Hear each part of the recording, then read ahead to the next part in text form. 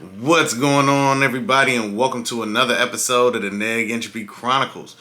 Do your boy a favor, like, share, comment, and subscribe. It helps your boy out.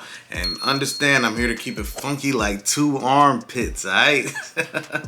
So, I got a video. I know it's been making some headway. It's about DJ Envy and his wife, Gia. Now, I've seen the video, but I want y'all to see it. If you haven't, I want you to watch it with me, and then I will give my perspective on it afterwards. So, let me go ahead and get into the video, alright?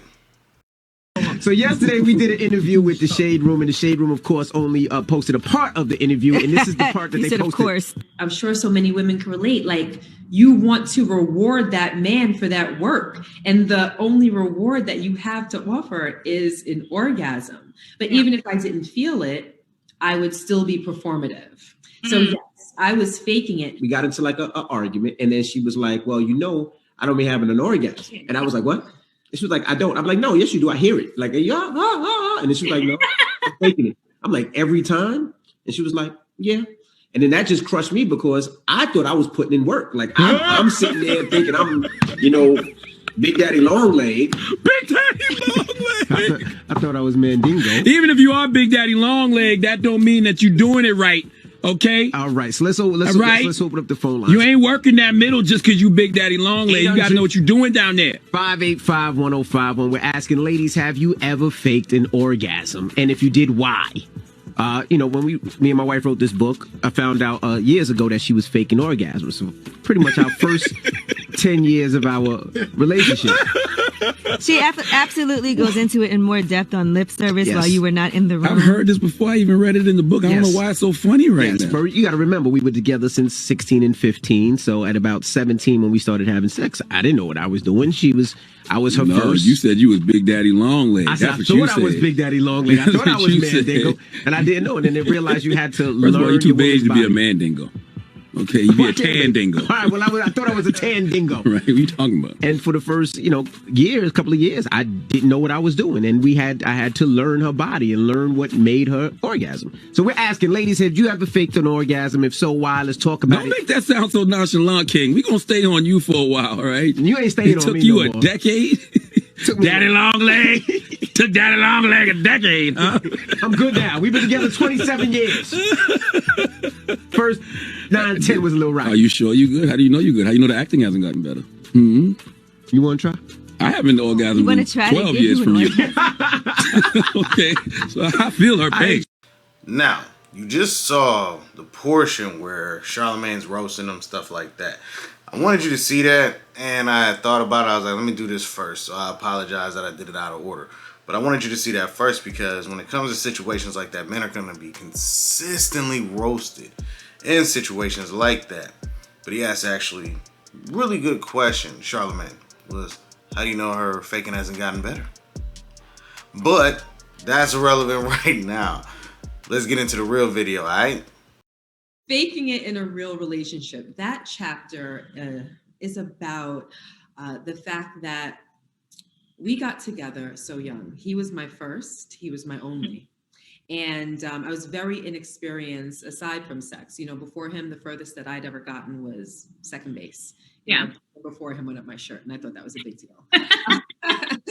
So we were both turtles in our relationship. We waited to have sex till our 1-year anniversary, and he made it very special and, romantic. But we were two kids that, didn't really know what we were doing exactly, but we had fun figuring each other out. Most young girls, and even many, many, many women, I'm sure so many women can relate, but you don't know how to achieve an orgasm. Yeah.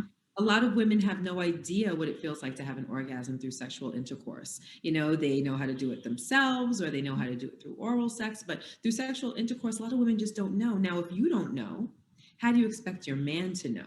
Mm-hmm. I especially didn't know. So we would be intimate and he would be putting his best foot forward. Like, he is in the business of satisfying, just all around. All right. Just no. I'm talking about your mentality overall. Just all around. Just in life. Like, he lives to make me happy. And he puts his best foot forward in that realm. So I would see him trying and really going to work.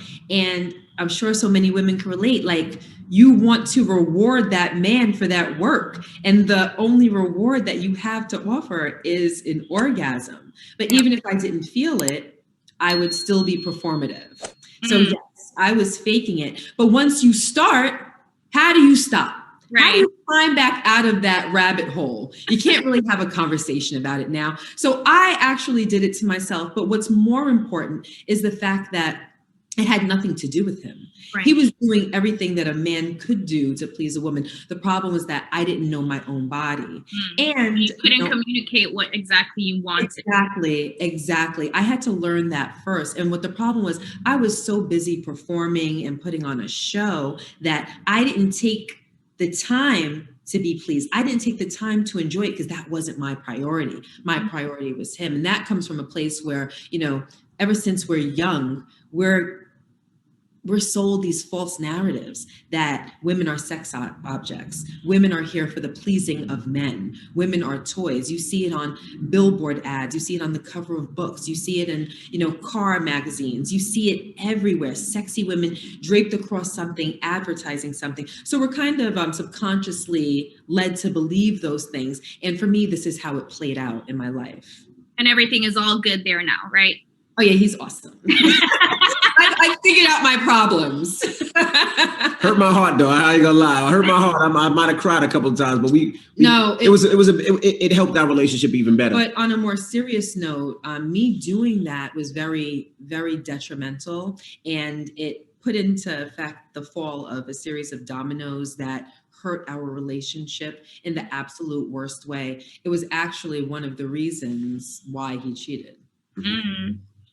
So do you feel like, so how did that conversation even come about? Like, Envy, where you were like, am I not performing enough? Or were you at some point like, you're not performing enough? Or like, how did that come about? One night we were in bed and we were having sex. And she was just, I remember in the middle of it, she was like, yes, but no. And I'm like, yes, but no what? Something like that. Yes, but no what? And she was like, we got into like a argument. And then she was like, well, I don't be having an orgasm. She didn't say it in that. She speaks way more eloquent than I would have. And I was like, what? And she was like, I don't. I'm like, no, yes, you do. I hear it. Like, yeah, And then she was like, no, I'm faking it. I'm like, every time? And she was like, yeah. And then that just crushed me because I thought I was putting in work. Like, I'm sitting there thinking I'm, Big Daddy Long Leg, what I mean? Like, and she's sitting there like, no, not at all. So it really hurt my heart. Like it hurt me because for that time, I thought I was pleasing my wife. I thought I was pleasing, you hear all these stories of women talking about their girlfriend. Oh girl, he was so short. Oh girl, he ain't doing nothing. And I feel like they laughing. Now I feel like that's what my wife was doing. Yeah. Yeah. But the way that it came out, we had gotten into an argument. And when I was trying to resolve the argument, he tried to slap the Band-Aid of sex over it. He had done that so many times before. Like, let me just give us some. That conversation. Let me just give us some. Take this D and shut up. That. I actually think that's the most toxic. A lot of people love like makeup sex. And in my opinion, I feel like it's the most toxic thing ever. And we had quite a bit of makeup sex. Yeah. And I was over it that day. So I'm like, we didn't even get to the bottom of it. Yeah, you got to talk about it, and then you can make up with this. You have to get to a point of understanding. Right. Then you can have happy makeup sex. But I was having disgruntled makeup sex. And I'm laying there and I'm thinking to myself like, and then it just came out. So what I did, which was wrong, was I weaponized it. There was a time and place for me to communicate how I had felt. There was a way in which to do it. And that is not the decision that I made. I did it to hurt him.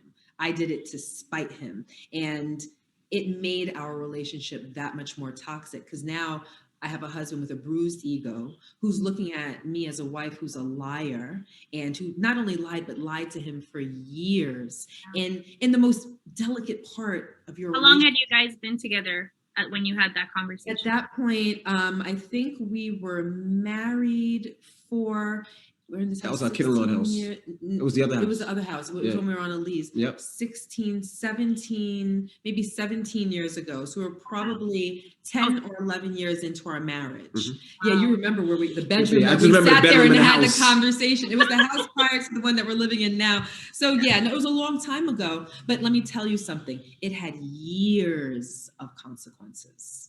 Oh my goodness. That's a long time. That's definitely a long time. But you could clearly see the work that you guys have done with your responses and your self-awareness and the parts, you each played to get to where you are today. There's not a lot of pointing fingers, which I love. So I love that for you guys. Love the Black love come through. Baby. Yes. And you guys also talk about questions. So I'm gonna keep it all the way funky.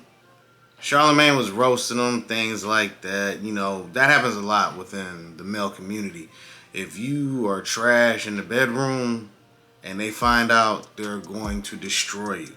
That's why, you don't hear about it a lot, because men don't allow that aspect to be open, because it could cost your emotional and mental stability if you get enough men roasting you. But I got to give a shout out to both of them, because Gia made a very good process of explaining it.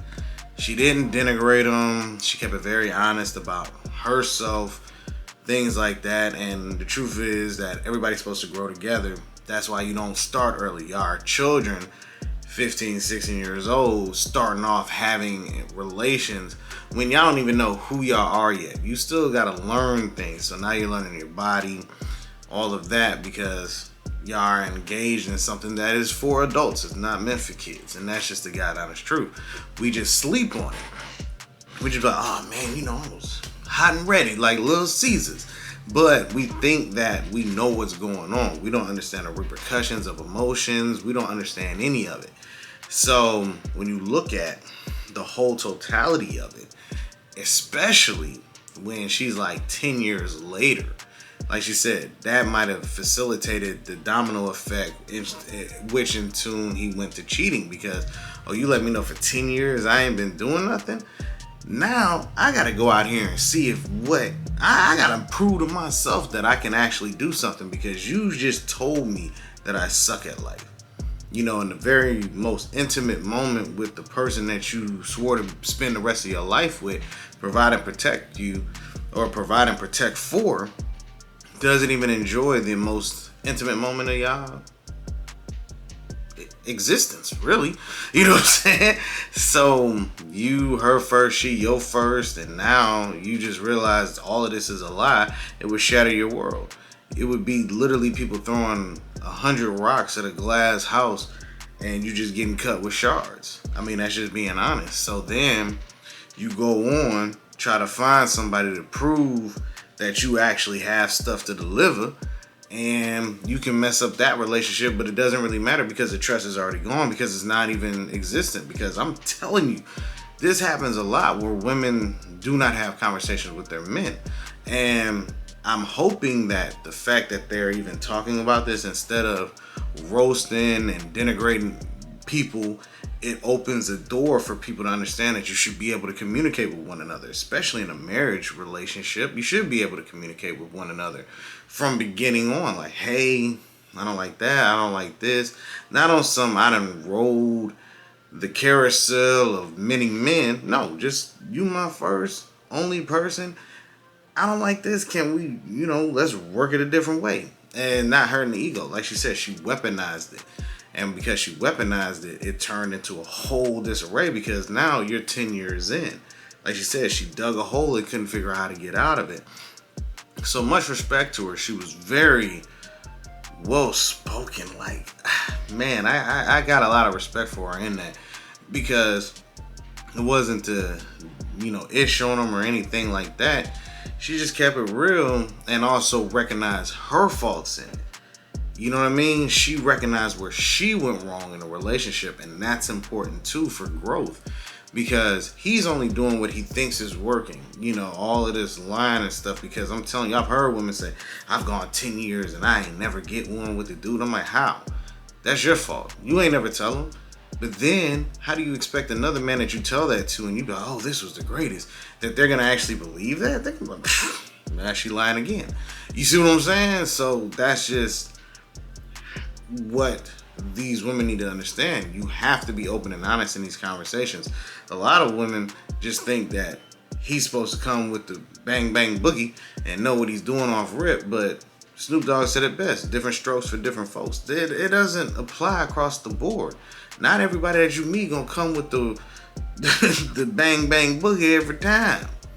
They're gonna have to learn you. They're gonna have to learn who you are. First off, that starts with just the mentality, then the emotional, then the spirituality, then you get to the physical. You see what I'm saying? And there's just the honestness of it. You know, you can't play this game thinking that, oh, everybody's just gonna come with the cheat codes and know how to hit the high score every time you deal with somebody. If that was the case, you would have already been good from the beginning. So you have to understand, when you talk to people, you have to be very open in your conversation so you can grow together. But I liked it. You know, I showed you two different sides. I showed you how a dude can be roasted for that. And then he actually asked the question, how do you know that she hasn't perfected her faking? Because some women will reveal it and the dude tries to improve it, but he may not be able to. And let's be honest, if he doesn't improve, you hear about a lot of women that be like, I love my husband, but he just doesn't do it for me in the bedroom. So then they go out and explore. I read that in multiple magazines. So, you know what I mean? It's just a reality. You have to be willing to communicate and coach that person through it, just like that dude's gonna coach you through that. Because if men actually came out and talked and wrote books about how garbage some of these women's sex is, you'd probably be amazed. But it's a lot of situations where women think that they just come with the golden chapel from they box, and depending on who you talk to, they be like, man, it was trash. And that's just what it is. But let me know what you think down in the comments section. Like I said, I enjoyed it. I thought she was well and wonderfully spoken and very clear on her message. But let me know what y'all think down in the comment section. All right, everybody? Peace.